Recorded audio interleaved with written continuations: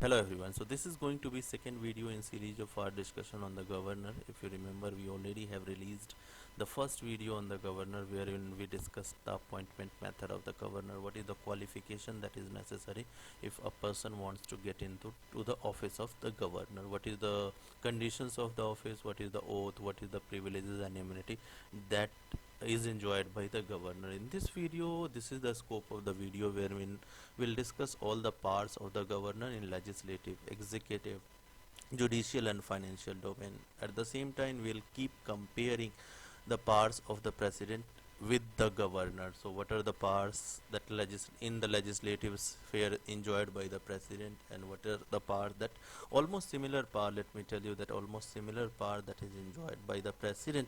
It is just that president enjoy in the legislative, executive and all the domains the powers at the central level with respect to the central law, but the governor enjoys similar amount of power for the state laws, for the state policy with respect to the state government. The specifics, when we'll get into the domains of financial, executive, all these domains, right? Those specifics we'll discuss there, but as of now, this is going to be scope, and then in last leg of this video, we'll discuss few MCQs. So let us start the video. So one declaration let me make at very outset, that see, we already have declared that we are following this parliamentary system at the central level and at the state level. So governor is nothing, governor is president equivalent at the state level. So at the central level you have president, at the state level you have this governor. So whatever powers that president enjoy at the central level with respect to legislative domain, in executive domain, in judicial, in financial domain, similar amount of power governor has also been vested to deal with the state laws at the state level. So if we and there is wide amount of overlap, there is wide amount of similarities while dealing, means whatever power that president has been given in the legislative, executive and judicial domain, similar, almost similar amount of power this governor has also been equipped with. So if we start discussing same powers of the governor at the state level as well, it will lead to the duplication of effort, right? Because there is some amount of common power that president has also been given to deal with the central laws at the central level and governor at the state level. So what we'll do is that we'll give a light passage, we'll marginally touch the common parts, because my assumption, and that is a prerequisite of this lecture, the prerequisite is that you would have already read or you would already have watched the videos regarding the presidential, legislative, executive and judicial and financial power, right? Then only this video is going to help you, right? Because if I can discuss all the parts of the governor, but that will unnecessarily make this video bulky, and I don't want that, right? Although PDF that I'll share with you guys, that PDF will have all the content, right? I have not I have simply copy pasted. When you will see the content, you will find that this has completely been copy pasted with a few exceptions, with a few changes. So wherever changes is necessary, wherever governor has been vested some extra power to deal with some extraordinary situation, that exception we have just edited. Otherwise the slides, so if you see the slides, right, these are nothing, these slides has been completely from those presidential lecture, right? So you have this legislative, executive, financial, judicial, diplomatic, military and emergency powers, but that was with respect to the president. So as far as governor is concerned, governor does not have this diplomatic power, governor does not have any power with respect to military, right? So governor does have this legislative, executive, financial, judicial and emergency power. However, sometimes this emergency power is shifted to the executive section itself. In executive power, whatever power that this governor does have under Article 356, that is shifted or merged with this executive power. So in that section or in that part, right, you will find that governor will not even have this emergency, means under this categorization of emergency power, governor you will not find enjoying any kind of power, because that has been shifted to the executive power, right? So again I am emphasizing that this slide is nothing, these slides here, you will completely find that these slides are reflection of what you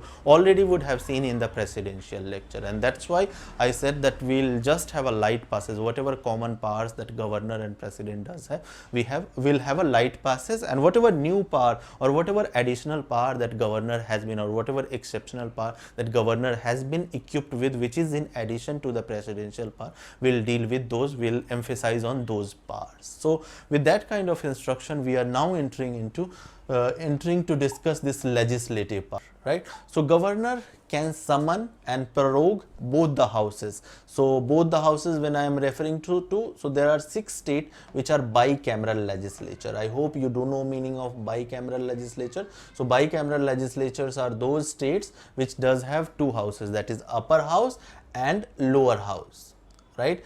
Upper house is called Legislative Council, LC I am referring to, and the lower house is called Legislative Assembly, LA I am referring to, right? So there are 6 states. There are 2 states in the northern side, that is UP and Bihar, that does have 2 houses, and there are 4 states in the southern area, that is Maharashtra, then you have KTK, Karnataka, then you have Telangana, and then you have Andhra Pradesh. So there are 4 states at the southern side and 2 states in the northern side which does have bicameral legislature.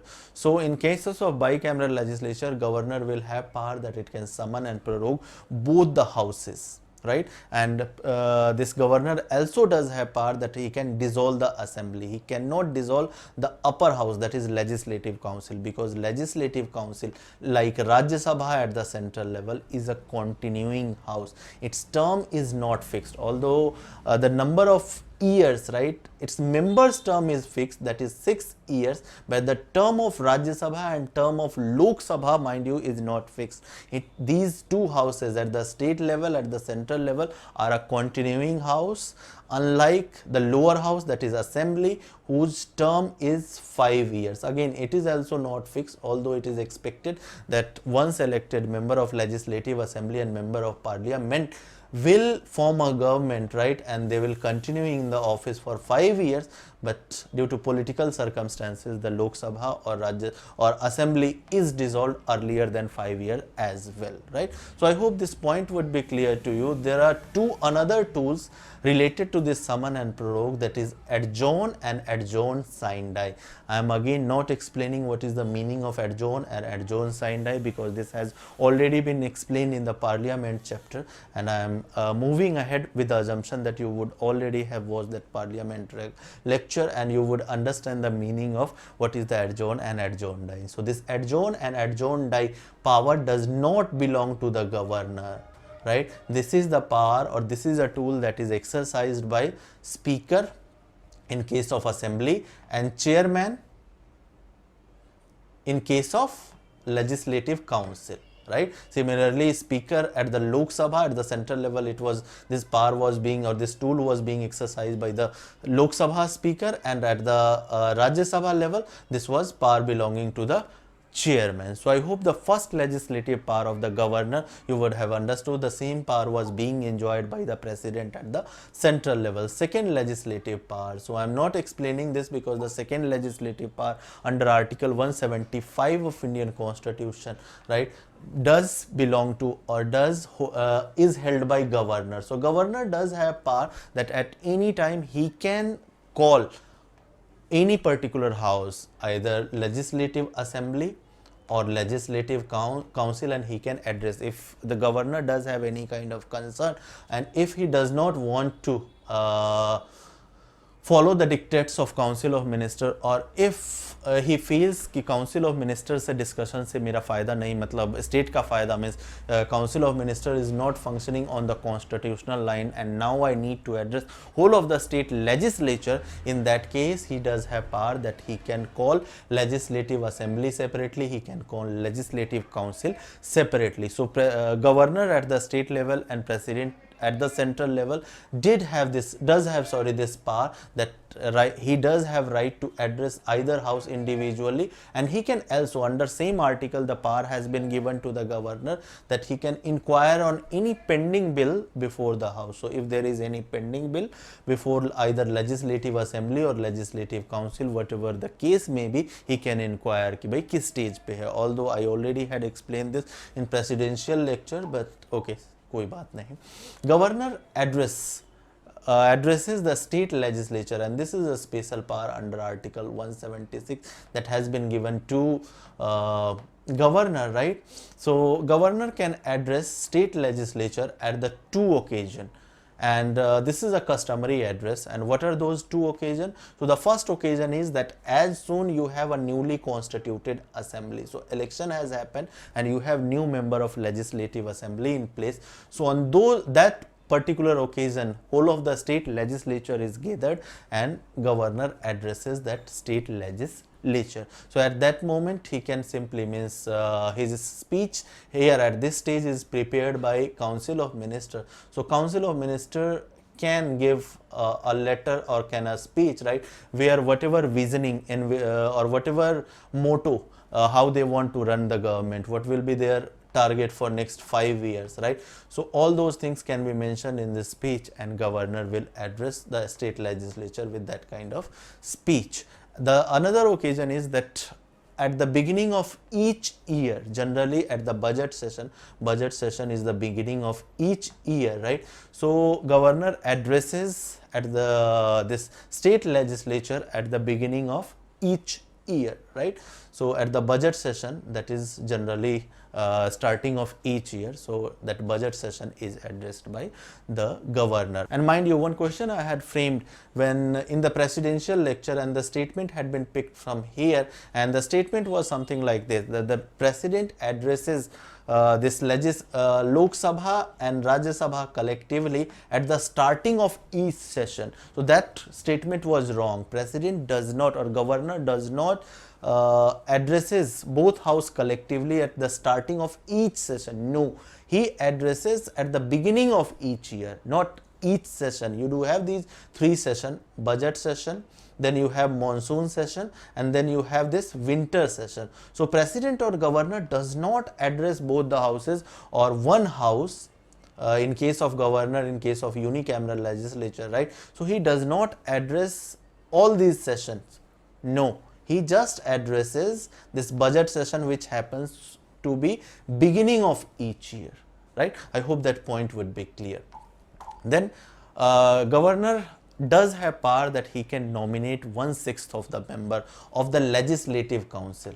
Mind you, legislative councils, so whatever size of legislative council. So for example, Maharashtra's legislative council size is 78. So 1/6 of 78 number would be something like 13 members or 12 members, right? So Maharashtra has fixed it 12 members, right? So Maharashtra governor does have power that he can nominate 12 members, that is 1/6 of the total size of legislative council, to this legislative council. So that is one additional power.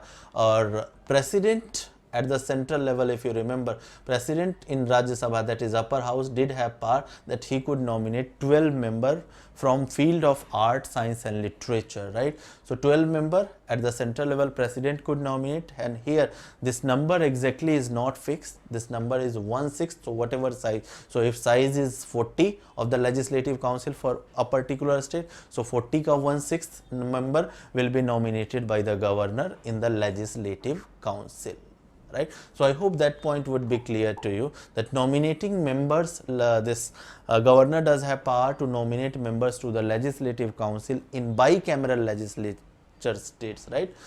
He nominates 1/6 member of the state legislative council from the field. So field has been differentiated. So president did have right to select the person from art, science, literature, but here few another fields has been mentioned, that is cooperative movement or social service, or anyone having special knowledge or any kind of practical experience, right? Then as well that person can also be nominated by the governor into the legislative council. Prior to 2019, you had this power to the governor, that governor could nominate one Anglo-Indian person into the legislative assembly, that is lower house in the state as well, if that if in the opinion of governor, if Anglo-Indian community is not properly or adequately represented. So in that case governor did have power, but mind you, I am saying did have power, but that power was taken away by the governor at the state level, and the president from the president as well. So president at the central level, president had power that he could nominate 2 members from the this Anglo-Indian community in the Lok Sabha. But you had this 104th Constitutional Amendment Act, and which has ensured कि Anglo-Indian community के जो members हैं, right, those are enough, getting enough representation at the central level in the Lok Sabha as well and the assembly level as well, right? So that option has been done away with by this 104th Constitutional Amendment Act. So no longer this power, although in Lakshmikant previous edition this power still does have, so you can simply cut that power from while reading from the Lakshmikant. The governor at the state level no longer enjoy this power of nominating one Anglo-Indian in the legislative assembly. I hope this point would be clear to you. Now we are moving to the next slide to discuss the next legislative power. So if you remember, again, president did have power to nominate any person in the Lok Sabha. So suppose at any particular time the offices of both speaker and deputy speaker, both at the same time, due to any reason, speaker unfortunately has died and deputy speaker has resigned, or deputy speaker has died and speaker has resigned. If this event happens at any circumstance, in any situation, if both the offices fall vacant at any time, then in that situation president does have power that in Lok Sabha he can choose any person of the Lok Sabha to act as speaker, right? That power president did have, right? So similarly, governor at the assembly level does have power that in situation where speaker and deputy speaker office have fallen vacant, then governor can nominate any member of the legislative assembly to act as speaker until house chooses another speaker, right? Similarly, in case of Rajya Sabha, if you remember, we had discussed that president does have power that in due to any reason if chairman and deputy chairman both offices has fallen vacant, then any member of the Rajya Sabha by the president can be appointed to act as a chairman until Rajya Sabha chooses. So similarly, that power has been given to the governor at the state level कि अगर legislative council में किसी तरह से this chairman and deputy chairman office has fallen vacant, right? So he can nominate, the governor can nominate at the state level any member of the legislative council to act as a chairman for the meantime, right? Then governor also causes to lay down the reports of CAG, then state public service commissions and state finance commission before the state legislature. So these three institutions report, whatever report that state public service commission or CAG or state finance commission that is submitted to the governor, right? So this governor causes these reports to be laid down before the state legislature. So similarly, if you remember CAG's report or UPSC's report or finance commission report at the central level, president was causing to be laid down before both Lok Sabha and Rajya Sabha, means parliament. So I hope this legislative power, these portions would be clear to you. Now we are moving to the next, discuss next legislative power. So regarding disqualification, if you remember, you had this article 102 at the central level and article 191 we had discussed again when we were discussing parliament, that under article 102, if any member of this parliament, member of parliament has violated any guidelines under Representation of People Act, you had this Representation of People's Act 1951. So there are certain guidelines that has been given in RPA 1951 and there are certain guidelines that has been given under article 102. So if any member of parliament at the central level has violated any of the guideline or any of the instruction given under these two frameworks, then member of parliament can be disqualified, and that disqualification decision in this case, mind you, if any person has been subjected, if member of parliament has been subjected to the anti-defection provision, in that case power will lie with the speaker. But in case if any person has been subjected to this violation of this guideline under article 102 and Representation of People Act 1950, so in that case decision will be taken by president, but president alone will not take the decision, he will consult this ECI, Election Commission of India. Similarly, at the state level, governor does have power. So if any member of legislative assembly has violated any guideline that has been mentioned, that was mentioned in article 199, so again see, rule of this 89. If you remember, in the first lecture we had discussed something called rule of 89. So this rule of 89 is applicable here, right? So if any member of legislative assembly has violated any of the guideline that is mentioned or any of the point that is mentioned in article 191 or representation of people act, in that case governor will take the call. Again, if any member of legislative assembly has been subjected to this anti-defection, in that case speaker will take decision. But if he has been subjected, any member of legislative assembly has been subjected to the violation of this article 199 or representation of people act, then in that case at the state level governor plus ECI will be common in both the cases, right? So governor plus ECI will take decision on the disqualification, whether some person has been subjected to any of the violation or any of the ground that is mentioned in the article 191 or not. I hope this point would be clear. Then governor does have ordinance making power, right? And this ordinance making power we will discuss in the detail. So ordinance making power of the governor has been dealt in article 213. President's ordinance making power had been discussed in article 123, right? So this is similar, almost similar, right? You just have to play with this word 2. So 2 has to be shifted initially, right? So 13 will remain, right? And 2 has to be prefixed, right? So article 123, president's ordinance making power, and article 213, governor's ordinance making power.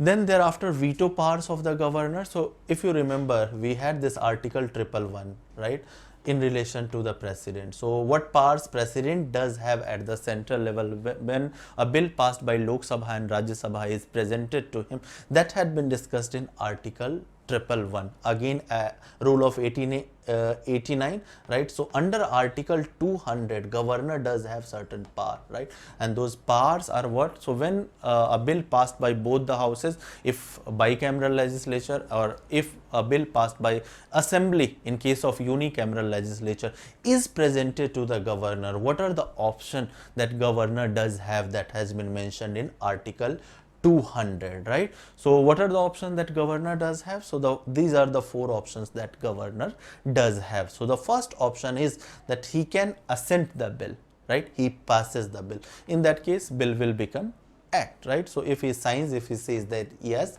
I am passing this bill, the bill will become act, right? The second option is that he withholds the bill. In that case, if he is withholding his assent, in that case bill will not become an act. So this is nothing but pocket veto.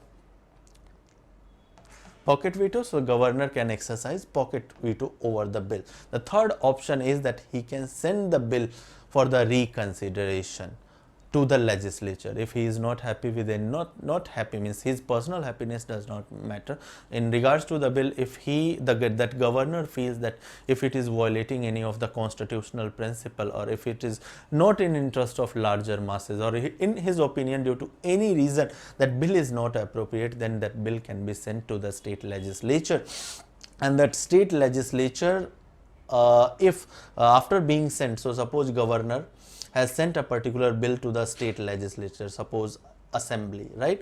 Now assembly, if this assembly may take the amendment suggested by the governor in the cognizance, and assembly may amend, or if assembly decides that no, governor's opinion need not to be taken into consideration, and if this assembly returns the bill with or without amendment, so this time governor will have to give his assent, right? So if governor has sent any bill for the reconsideration and assembly without amendment or with amendment sends the bill, in that case governor will not have this choice that he could then withhold the assent. No, this time he will have to give the assent. So for the reconsideration to the, however, if the state legislature passes the bill again without the amendment, governor must sign. So that is the third option. This fourth option has not been given to the president at the central level, and that fourth option that has been given to the governor, that is he can reserve the bill for the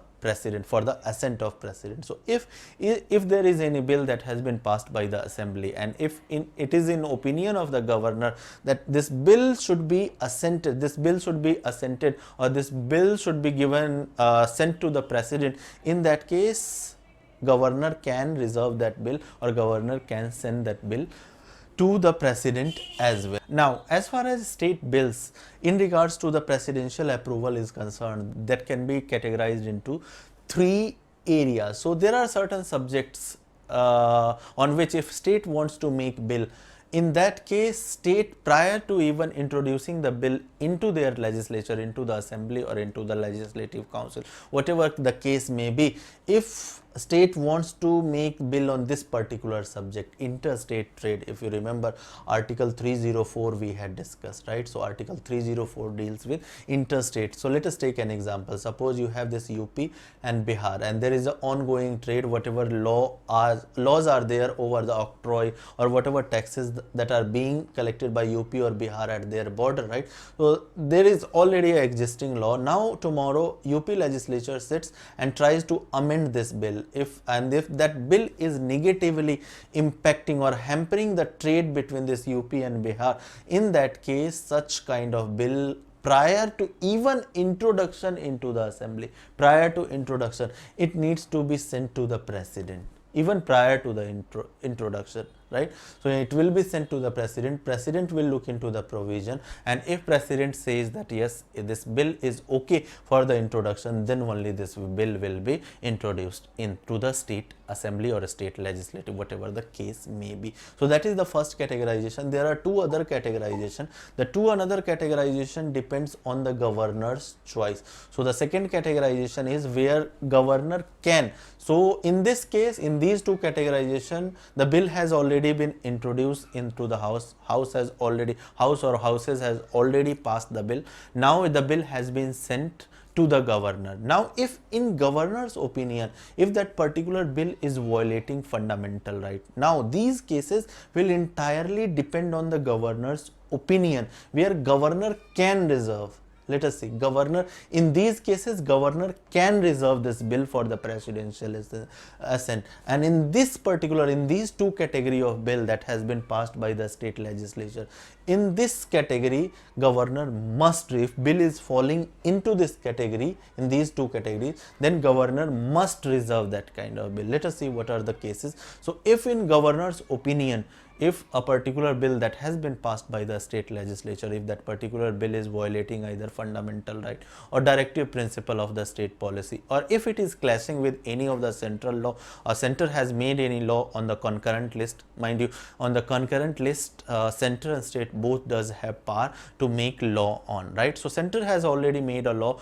on any of the subject that was mentioned in the concurrent list, and now state is coming again, state is also enacting the law on the same subject in that case, and if in governor's opinion that is clashing with the central law, right, in that case. And the fourth case would be that if there is any bill that has been passed by the state and that is against the larger interest of the country. So in these four cases, if in governor's opinion, if governor likes, right, in that case he can reserve, he can pass that bill as well, it is not necessary. But if he feels that any of the four these parameters has been violated and it needs to be assented by the president, then he can reserve that bill for the president. Mind you, again, he can, it is not necessary that he has to, right?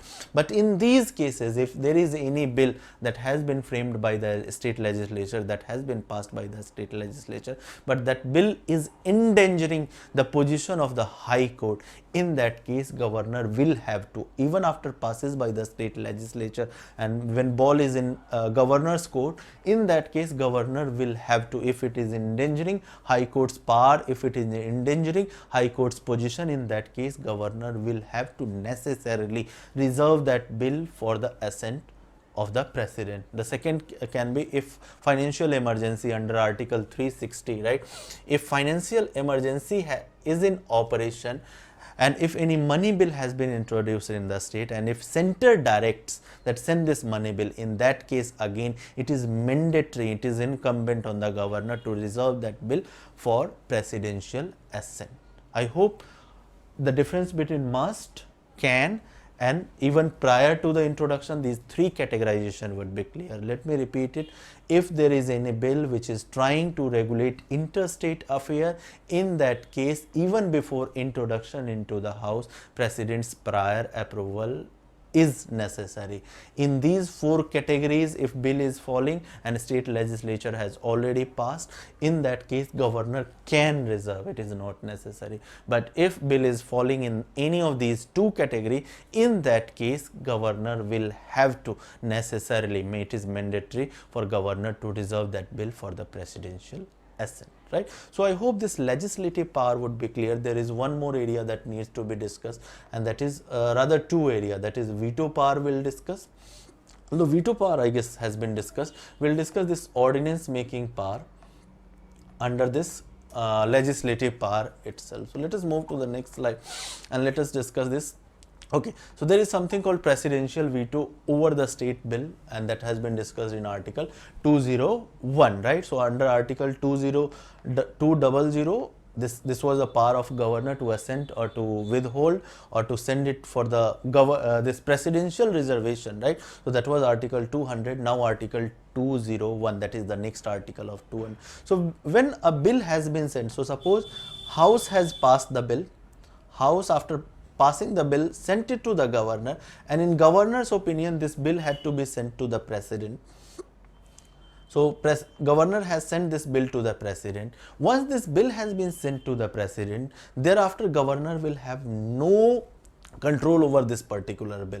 So president does have 3 options under this article 201. Again, whatever option that this governor had, president can assent, president can reject, or president can withhold the assent, or president, the 4th option is that president can also send it for reconsideration,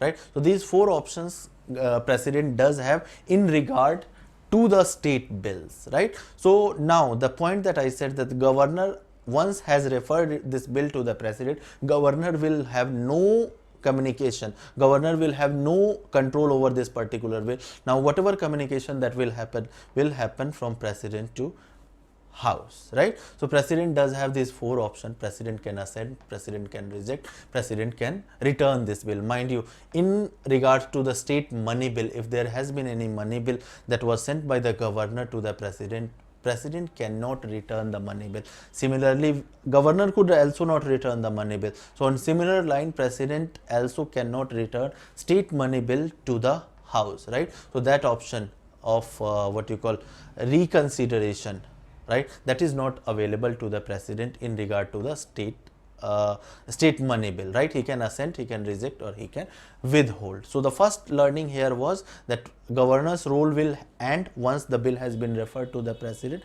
Thereafter, the second power that this president does have, that the president, if president thinks that if there is any changes that needs to be made in that particular bill, and if president sends that bill to the House कि भाई आप इसको reconsider करो, ये चीजें add करो, and now if the House adds those amendments, House accepts those amendments, make changes into that particular bill and sends it to the president, even in this case president is not obligated to give the assent. In the previous case, if you remember, in the previous case when we were discussing the governor's power, right, in regards to the bill that has been sent, right, just a moment.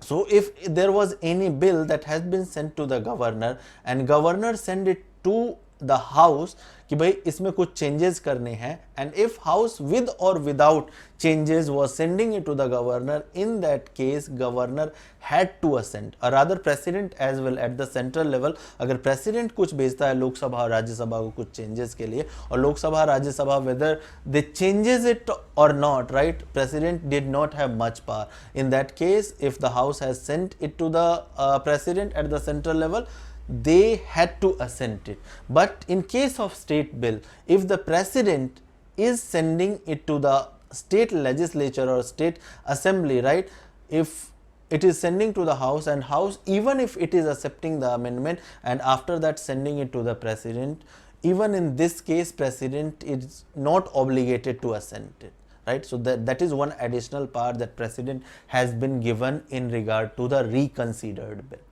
right? So these are the two powers that president is not bound to assent a bill even after state legislature has considered the opinion and sent again to the governor, sent again to the president for the approval. President can't return money bill for the reconsideration. So I hope this article 201 would be clear to you, that deals with the presidential veto. Now discuss this ordinance making power of the government. As I already have declared that we will not discuss the common information, and this ordinance making of power of the president and whatever basic information regarding ordinance are there, right? I'll assume that you would already have seen the presidential ordinance making power, and all those basic information were available. Rather, this is a copied slide from presidential ordinance itself, right?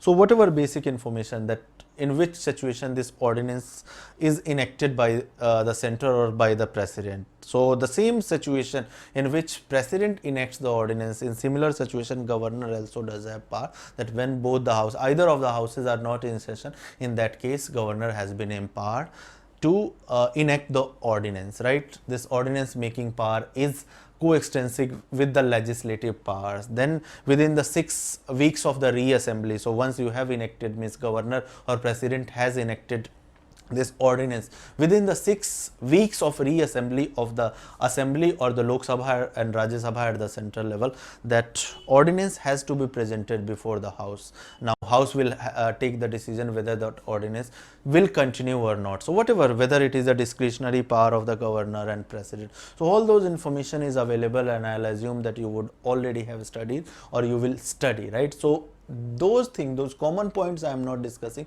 There are two different point or different powers that governor does have in regard to the ordinance that we'll discuss, right? So all these things, that ordinance can be made effective from the retrospective effect. It can amend any existing law, then it is not immune. Ordinance making power of the governor and ordinance making power of president is not immune from the judicial review. It can be subjected to the judicial review. So all these points, although briefly we already have discussed, right? So these two points are this, that if there is any subject, so suppose if there was any subject, अगर उस पर bill बनाने के लिए state legislature को president की approval पहले लेनी पड़ती, right, on and if on that particular subject ordinance has to be made, so even this ordinance will have to have prior approval of the president. I hope you would have understood. If there was any bill or if there is any subject on which if state legislature has to make law and prior approval on that particular subject before even introduction. So if you remember, in the previous slide itself we had discussed that if state has to make any law on interstate trade, that was under article 304, so president's prior approval is necessary. So if any ordinance has to be introduced on the interstate trade, regulation of interstate trade, so even that ordinance needs to have prior approval from the president. So that is the first point. If any bill which otherwise would have required post approval, so these two category of bill, right, and especially this two category of bill. So if there is any ordinance which is endangering, so suppose state legislature जो है या फिर government जो है, government generally bills को introduce करती है. So government जब सेशन में थी, जब ये असेंबली सेशन में था, at that moment this government played the trick कि may be state legislature will not, means assembly and legislative council will not pass any such bill which endangers the position of High Court. Now trickyly what government will do, as soon this house gets out of the session, they'll introduce any ordinance which endangers the position of the High Court. So in that case, because this bill was requiring, if in normal situation if bill would have been passed by the state legislature, then this bill required the post approval of the president. So if you are designing any ordinance on this such kind of particular subject, so ordinance will also require post approval of the president. I hope these 2 points would be clear. So these two kind of limitation, these are nothing but these two are the limitation on the ordinance making power of the governor, that if governor is to enact any ordinance on these two subjects, this subject and this subject, so it will be subjected to the similar process that a bill, a normal bill when house was in session is being subjected to. I hope this ordinance making power of the governor would be clear to you.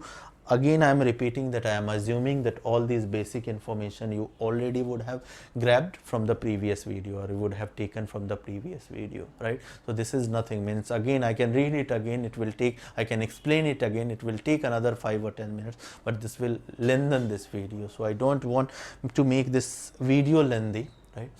So this was about the legislative power of the governor. Now we are entering into the executive power of the governor. So these yellow strips again are nothing but repetition. Whatever executive power in these two areas president had enjoyed, similar amount of executive power, or on the similar lines executive power is also being enjoyed by the governor in regards to the state bill. Let us read it. So executive power of the state shall be vested in the governor. At the central level it was just, you have to change one word. So I have just put up the slide, I have copied the slide, and I just had to change this particular word. I had to edit just this. So president had this under article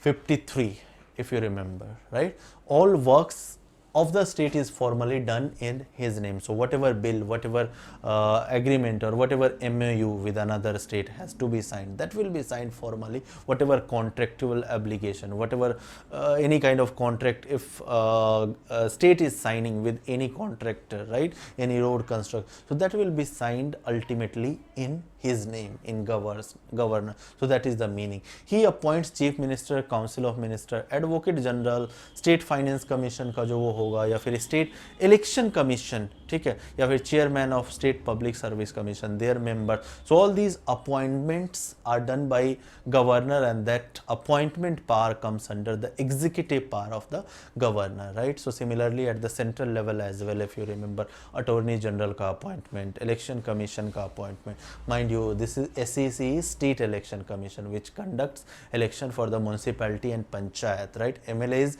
and MPs का election, MLAs and MPs का election is done by Election Commission of India, right? As far as state election commission is concerned, state election commission does conduct election, and along with his MLAs and MP, president and vice president as well, right? As far as state election commission is concerned, the state election commission does conduct election of municipal election and this panchayat election, right? So at the central level I was talking that council of ministers appointment, these attorney general of India's appointment, UPSC chairman, UPSC members का appointment, या फिर election commission of India's appointment, that is done by president, right?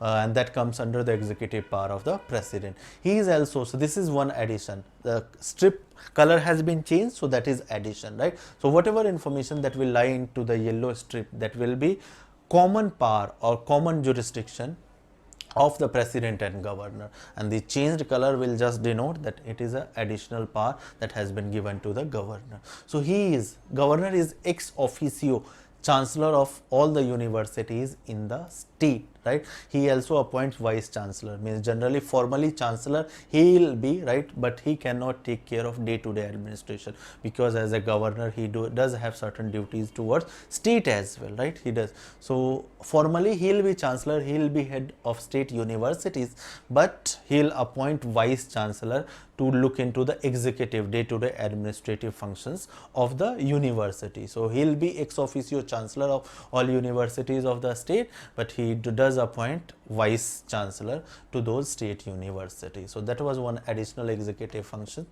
Again these yellow strips, I'll just read it. Rule making power and authentication. When I was taking this presidential executive power, so here we had detailed discussion. What is this making of rule power mean? How this authentication of his order happens? So we had spent around 20 minutes, if you remember. Now I can explain it again, but it will spend around again 15 to 20 minutes. So I'm not wasting time here. I'll again assume I'm giving information again and again, that do watch that presidential lecture, do watch parliamentary lecture before shifting to the state, right? So rule making power for authentication of his rule and order and other instrument that has been executed in his name, so that rule making power will lie with the governor. Governor can also make rule for the convenient transaction of business. So if you remember, I had taken example of that ministry, then I had taken example of department here at the middle level, then there was directorate, right? So business कैसे conduct होगा, right? That rule making power, right? Efficiently किस तरह से conduct होगा, कौन कौन सी body बनाई जाएगी किस level पे, उन bodies का क्या function होगा. So that all will be done by the governor, and that will be done by the president at the central level and the governor at the state level, right? So that example we had taken graphically. So that graphics I could have put up here as well, but again same loss of time. He can seek any information which has either been considered by the cabinet for the legislation, or a decision on which minister has taken a decision and council is yet to discuss, right? You can simply read this PDF, that would suffice. He can write to the president for the imposition of constitutional or presidential rule into the state. So suppose governor has been empowered ki under article 356, he can write to the president that this particular state has virtually been in constitutional breakdown, यहाँ completely law and order का situation बिगड़ चुका है, and there is no way that this state administration can be run by this popularly elected government. In that case, president can write a recommendation to the president that president rules should be imposed on this particular state. Mind you, this can be discussed in the emergency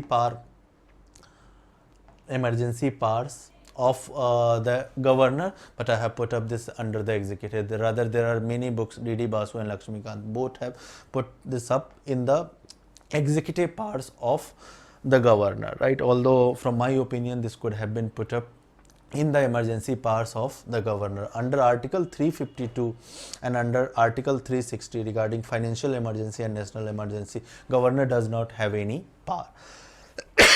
Sorry. Then next, financial powers of the governor.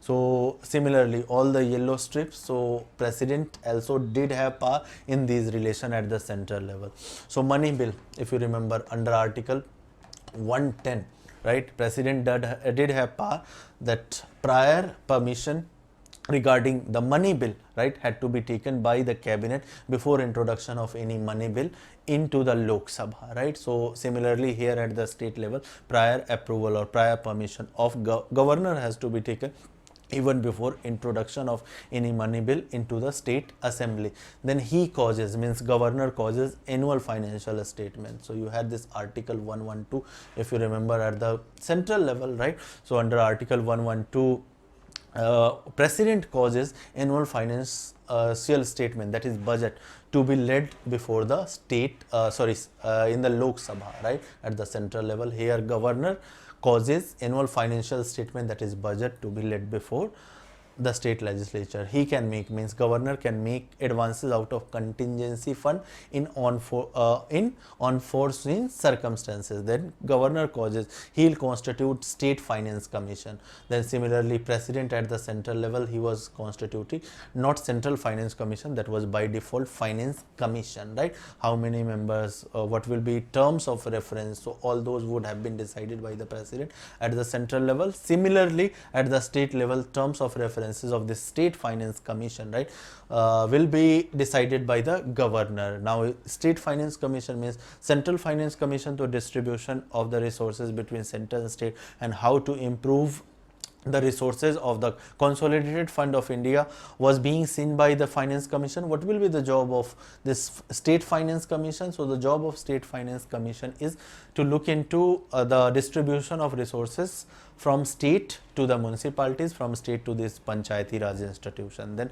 how this state consolidated fund of states can be improved, how that can be augmented, what are the ways. So that will be decided, and along with that, if governor gives any other job to as well to look into, so that all things will be looked by the state finance commission. So who will institute this state finance commission? So that power under the financial powers of the governor lies with the governor.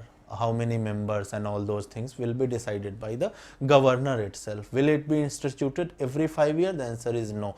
Although generally, means customarily, it is decided that okay, every 5 years it will be instituted, but it is not necessary, right? That will be ultimately decided by the governor, means whatever time right? No way, whatever time means governor thinks is appropriate, whether it is 4 years, whether it is 3 years. Here again I will give you instruction that regarding this finance commission's institution power in regard to the president, we had discussed in detail, right? So you can refer it to. So that was regarding the financial power of the governor.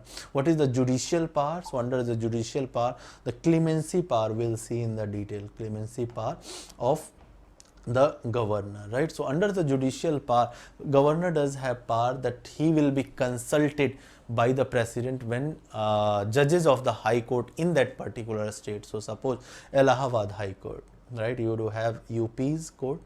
Allahabad High Court's judges is being appointed. So suppose there are say 60 judges in Allahabad High Court. So whenever president is making any appointment in this Allahabad High Court, whether of Chief Justice of that particular High Court or normal judges of that High Court, right? This president will be consulted, right, regarding the appointment of the state High Court. Then governor does have power to make appointment, posting and transfer and promotion of district judges, right? So in every district, so suppose Haryana, there are around suppose 17 to 18 districts in Haryana. So whatever every state will have its own district, right? You do have session court, you do have district courts. So whatever appointment and posting or promotion decision has to be taken, right, that will be taken by him in consultation with the state High Court. So these are nothing but subordinate court. Generally these district and session courts are referred to. Then judicial officer or judicial members, right, their decision on their appointment will also be taken by governor, but this time not in consultation with the High Court, but this time on the, as far as this judicial members or judicial officers appointment is concerned, that decision will be taken by the governor, but in consultation with Public Service Commission. Again, this differentiation is necessary, that as far as subordinate courts, that was district court and session court, right? So when appointment, posting and the promotion of those district judges were concerned, that was being done by the governor in consultation with the High Court. But when it comes to judicial member, judicial officer, that decision will be taken again by the governor. Means governor in both the situation will remain common, but this time in regards to the judicial service, this decision is being taken in consultation with the State Public Service Commission. So I hope this categorization of governor's power under this 4 category you would have understood. Under this judicial power itself, there is something called power of clemency. Clemency power of the governor is pending. Let us discuss this, right? So governor at the state level, like president at the central level, has this power of pardon, commute. So these pardon, commute, remission, respite and reprieve are nothing but these are tools. So suppose any person has been convicted and he has been jailed or he has been sentenced for suppose 20 years. Now president at the central level and governor at the state level does have power that they can relax their punishment. They can completely get if they use this tool called pardon, right, that person can completely walk away from the conviction and can walk away from the sentence as well. So these are nothing but these are tools of relaxation that are available at the governor's and president's disposal, and they can exercise any of the tool and accordingly his punishment will be reduced or character of the punishment will be changed, right? So as far as president was concerned, if you remember, you had this article 72 under which president did have all these powers. As far as governor's power is concerned, governor power of exercising these tool has been mentioned under article 161. So you have this PCRRR, pardon, commute, remission, respite and reprieve. So PCRRR, right? So see, I'm not going to discuss this what is this commute, what is this remission, what is this respite and what is this reprieve, because I already have discussed all the, even pardon as well we have discussed, but there is slight difference between pardoning power of the president and there is slight difference between pardoning power of governor. So the differentiation I will clarify, that what is the difference between pardoning power of governor and the president. As far as other powers of the governor under these 4 tools are concerned, those are similar to the presidential power, right? So let us understand this.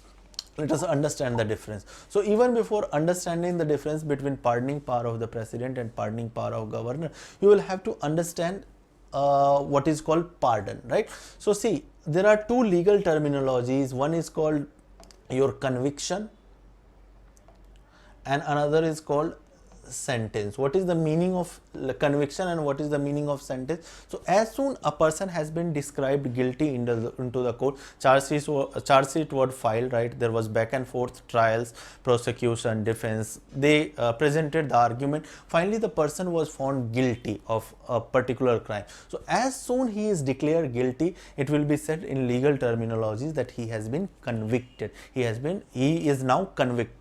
Prior to this, his status in the legal circles was that he was under trial. Now he is a convict. I hope this meaning of conviction would be clear.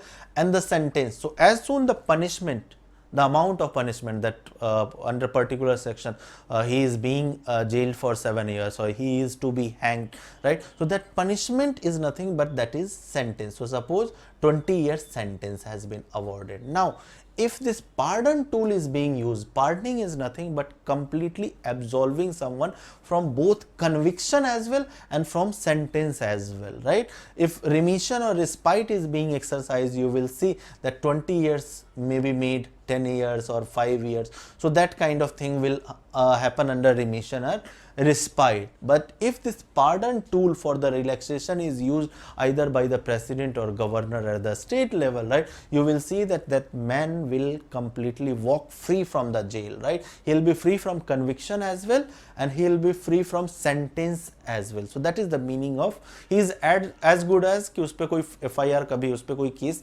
हुआ ही नहीं, right? So that is the meaning of pardon. So I hope this meaning of pardon would be clear. Now see what is the difference between pardoning power of governor and what is the meaning of pardoning power of, what is the rather difference between the pardoning power of governor and pardoning power of the president. So pardoning power of president is this wide circle, means he does have wide amount of pardoning power, but governor's pardoning power is limited by 2 factors. His power of pardoning is limited by these 2 factors or these 2 points. The first point is that the governor cannot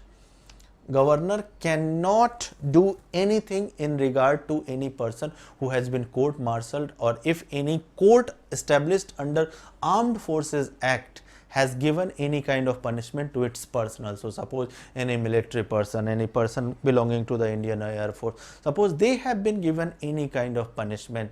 So if any person, any lieutenant general or any person, any forces personnel has been convicted by these courts under the which were established under this Armed Forces Act, in that case governor cannot exercise any of the tool that is mentioned here. So that is one limitation.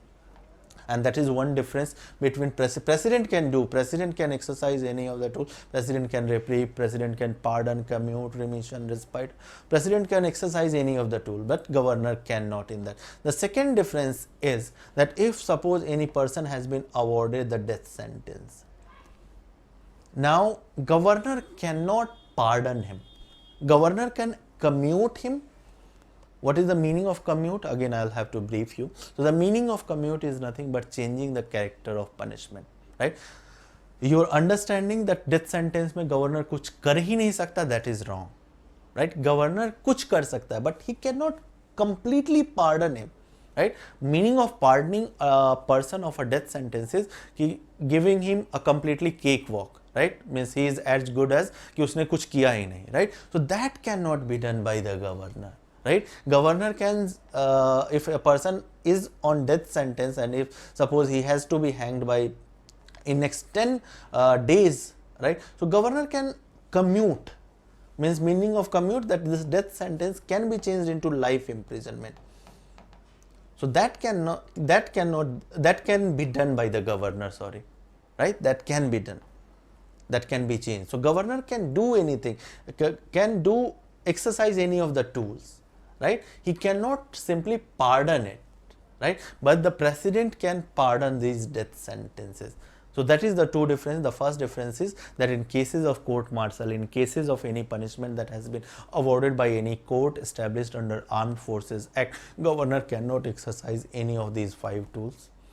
The second thing is that in relation to the death sentence, governor cannot exercise this pardoning power. I hope this point you would have understood. As far as this commute, remission, respite and reprieve thing is concerned, these tools you will have to study from yourself. Rather, videos on the presidential lecture, there I had a detailed discussion on all these tools. Video is available. You can refer for the clarification of these tools to those videos. So I hope you would have understood these parts of governor in relation to clemency, right? So this is the difference. President can pardon, respite, remit, suspend or commute, just a moment, this n punishment of any person convicted of any offense against the central law, right? Here it is under state law. Governor can pardon, respite, remit, suspend any punishment of any person of any offense against the state law. He can exercise all tools to grant concession to persons sentenced by court martial, but in cases of court martial, governor does not have any power, not applicable. He can pardon death sentence as well, right? But governor cannot pardon death sentence even if it is under this state law. I hope this differentiation between the pardoning power of the governor and the president you would have understood. So next slides are on commute, next slides are on remission, right? So I'm not discussing all these things, right? I'll expect you to understand all these things, read, watch those videos, right? Now we are moving to the new points are just and the same repetition that the governor does not have any right to pardon death sentence and governor wield no power of concession in case of court martial. These are the same point, rather this is copy paste from the presidential lecture, right? So I hope, I'll assume that you will watch those lectures, you will read, right? Diplomatic power, governor does not have any diplomatic power, governor does not have any military power. Now let us start discussing the constitutional position of governor with respect to